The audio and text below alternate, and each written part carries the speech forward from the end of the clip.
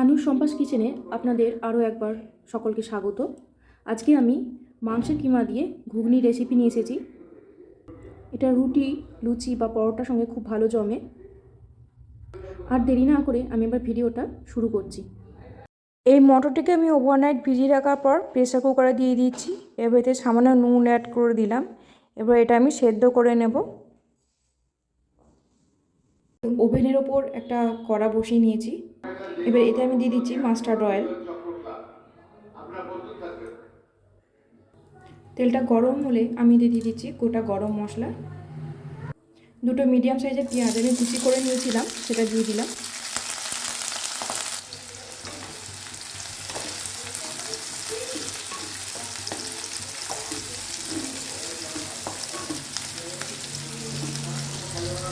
এটা একটা আলু আমি চপ করে রেখেছিলাম, সেটা দিয়ে দিচ্ছি।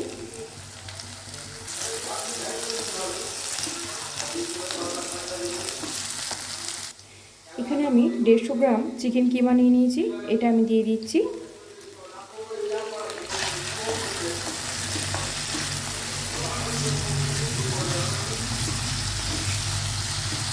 এবার এতে আদা রসুন পেস্ট দিয়ে দিচ্ছি।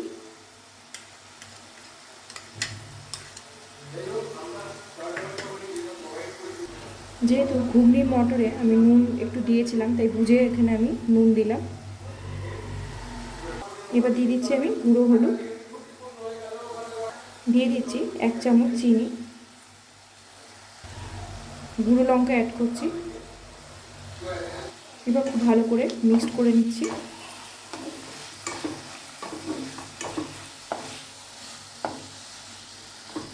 এটা নাড়তে নাড়তে খুব সুন্দর গন্ধ বেরোতে আরম্ভ করে দিয়েছে। 5 মিনিট নাড়াচাড়া করার পর দিয়ে দিচ্ছি একটা টমেটো কুচি। আবার একদম ভালো করে নাড়াচাড়া করে নিচ্ছি আমি।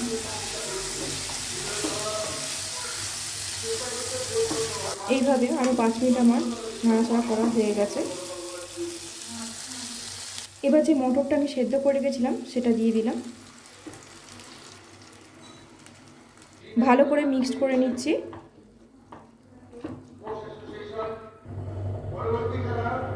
এটা ফুটে এসছে, এবার আমি ঢাকা দিয়ে দিচ্ছি। 15 মিনিট পরে আবার চেক করে দেখব। এইভাবে সিম আঁচে আমি হতে দেব। ফিরে এলাম 15 মিনিট পর।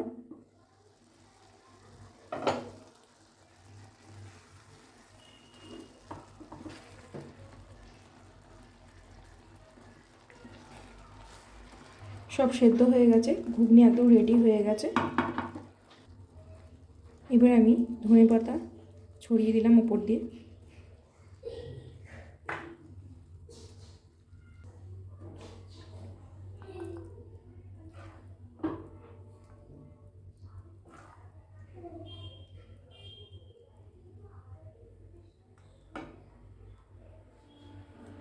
তো মাংস কিমা দিয়ে ঘুগনির রেসিপি আপনাদের কেমন লাগলো অবশ্যই আমাকে কমেন্ট বক্সে লিখে জানাবেন। আর ভিডিওটা ভালো লাগলে লাইক দিতে ভুলবেন না।